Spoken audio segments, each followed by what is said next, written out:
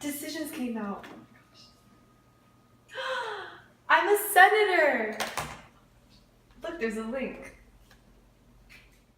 Congratulations on your election as U.S. Senator of the great state of Iowa. This video will serve as an introduction into your first term as a senator and will run you through what it is to serve in Congress. After each legislative election, the party that wins the most representatives is designated the majority in either house, while the other party is designated the minority. These designations are significant, that they establish leadership positions such as Speaker of the House and other positions. Most commonly, the same party holds a majority in both houses, but occasionally there is a split, in which case, the Democratic Party may hold power in the House, while the Republican Party holds power in the Senate. When each new Congress convenes, the members of both parties gather to select their leaders and discuss policy. When each House convenes in their first session, the Speaker of the House of Representatives and Majority Leader of the Senate are chosen. The Speaker of the House is the effective leader of the House, as his or her actions are usually backed by the majority party, giving him or her the full support he needs to lead the House. The two political parties are further divided into the Democratic and Republican caucuses. Through these, a number of officers are chosen, such as the Majority Leader, Majority Whip, Minority Leader, and Minority Whip. The leaders are responsible with representing their parties, although still subordinates to the Speaker. The whips are viewed as the leader's somewhat second in command, whose roles are to whip up support for the positions of their parties. Meanwhile, in the Senate, there are two specific leaders, the President of the Senate, who is the U.S. Vice President, and the President pro tempore. The Vice President rarely comes into play in the machinations of Congress, primarily due to two central reasons that limit his role in the Senate. The first is that there's often conflict between the Senate and the President, and in those times, the VP is generally seen as on the side of the President, so it makes it harder for him and Congress to work together. Secondly, the VP is often in the minority party in the Senate, which complicates his attempts to lead the Senate without the required support. The VP does have the power, however, to vote in the case of a tie, so he is most often present when an important vote is expected to be close. Just like the House, the Senate is also broken up into two caucuses, which have the same officers in the minority and majority leaders, and the majority and minority whips. I'm going to be discussing the various powers exercised by leaders in Congress. Beginning at the highest point of authority in the House of Representatives is the Speaker of the House. He or she is the presiding officer and the most powerful member of the House, as well as second in line after the Vice President for the presidency. At the beginning of each new Congress, the first order of business is selecting a new Speaker, and anyone can be nominated for the position, and they must receive the absolute majority vote. The major duties which the Speaker holds are calling the House to order, deciding points of order, recognizing members to speak and make motions, referring measures to committees, and appointing party members to committees. The Speaker still continues to have the same rights, responsibilities, and privileges as all members. However, because of the Speaker's position as a leader, it may be notable or even controversial when he or she exercises the powers granted to other members, such as debating, voting, and sitting as a member of a standing committee of the House.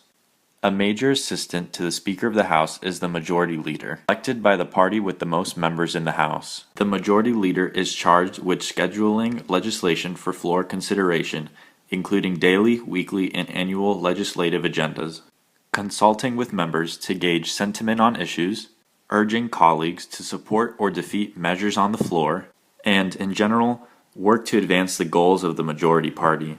There is also a Minority Leader, to represent the party in the House which has less members. Because the party has less voting power than the majority party has, this person's influence is usually limited. If the minority party succeeds in the next congressional election, the Minority Leader could well be the next Speaker of the House. Each of the two parties also has their own whips. Each whip is elected by each party caucus at early organizational meetings. Each majority and minority whip heads an extensive whip network comprised of party loyalists. The job of the whips is to maintain communication between the leadership of the party and its members, marshal support for party positions on the floor, count votes on key legislation, and persuade wavering members to vote for the party position. Moving over to the Senate, there are going to be some similarities with the leadership when compared to the House of Representatives. The presiding officer of the Senate is the Vice President. He is not considered a Senate member and does not have a major role in the day-to-day business of the Senate. For example, he may not debate and only votes to break a tie. The President of the Senate is the President pro tempore of the Senate. He or she is the highest-ranking senator, but the second highest-ranking official, and is third in line of succession to the presidency. Is a duly elected member of the Senate, able to speak and vote on any issue. However, this role is largely ceremonial, so the chair is often passed to a junior senator. The majority floor leader is much the same as in the House of Representatives. Working with the committee chairs and ranking members, the majority leader schedules business on the floor by calling bills from the calendar and keeps members of his party advised about the daily legislative program. With the minority leader, the majority leader fashions agreements by which the Senate limits the amount of time for debate and divides that time between parties. When time limits cannot be agreed upon, the majority leader might file for cloture to shut off the debate. The minority floor leader basically has the same power as the one in the House of Representatives, serving as a spokesperson for the minority party. The whips of the Senate as well serve the same purpose as in the House, and that gives a general overview of the different forms of leadership and their powers in Congress. Seniority is a privilege-granting system in Congress that gives members of Congress certain benefits for serving in office for longer periods of time than their peers. The benefits seniors receive include choice of committee assignments, office, and more influence in the committee. Usually, the most senior member of Congress with the majority party in Congress is elected chairman of the committee. The chairman has the ability to fire and hire staff employees, set meeting times, and decide which bills are worthy of consideration. Although not as powerful, the greatest senior in the minority party has the ability to hire and fire minority staff members, and he usually acts as his party's main spokesperson when addressing the chairman. During debates, both the chairman and the most senior member in the minority party decide who speaks and for how long. In addition, the seniority system also applies to senators on the state level. The term senior senator and junior senator are used to refer to two senators from the same state. The term senior senator is applied to the longer serving senator.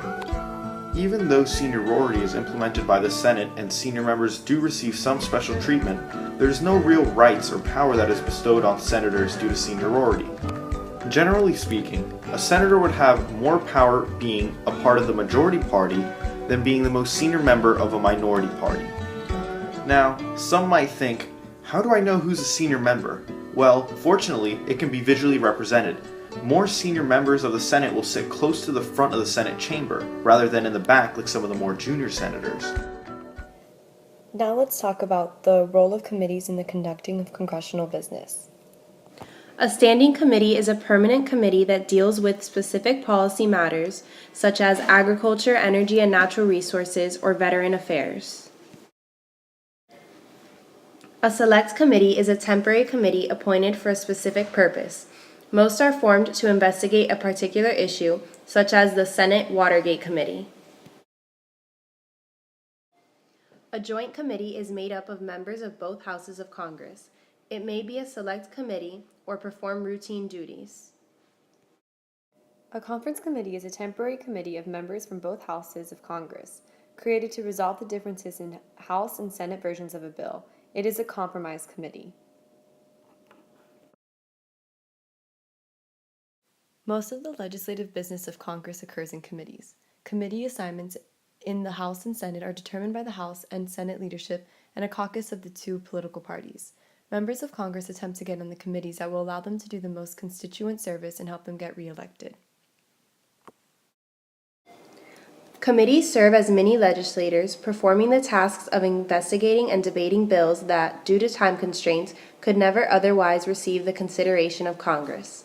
Congressional committees often assign the bill to an even smaller group called the subcommittee for initial consideration.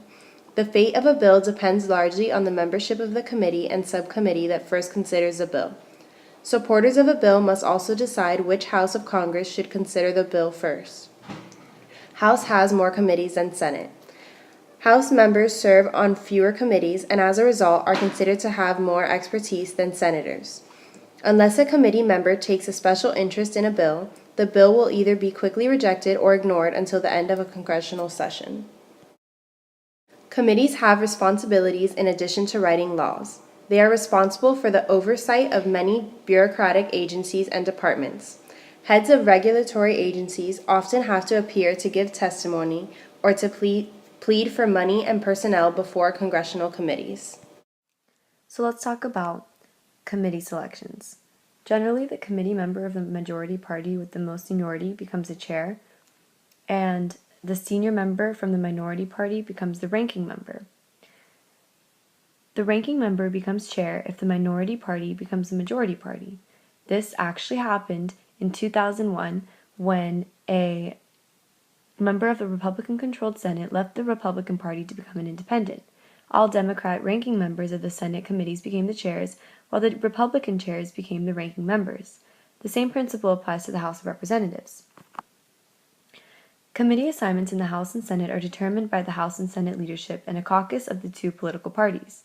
Members of Congress attempt to get on the committees that will allow them to do the most constituent service and help them get reelected. For example, representatives and senators from farm states try to get assigned to agriculture committees. I, representing Iowa, would want to be on the Foreign Relations Committee. The Senate shares with the House of Representatives responsibility for all lawmaking within the United States. For an act of Congress to be valid, both houses must approve an identical document. So, senators are given important powers under the advice and consent provisions of the Constitution. Ratification of treaties requires a 2/3 majority of all senators present and a simple majority for all approval of important public appointments. Senators also judge impeachment proceedings initiated in the House of Representatives, a 2/3 majority being necessary for conviction. Who knows? I may even be chosen to be majority leader one day.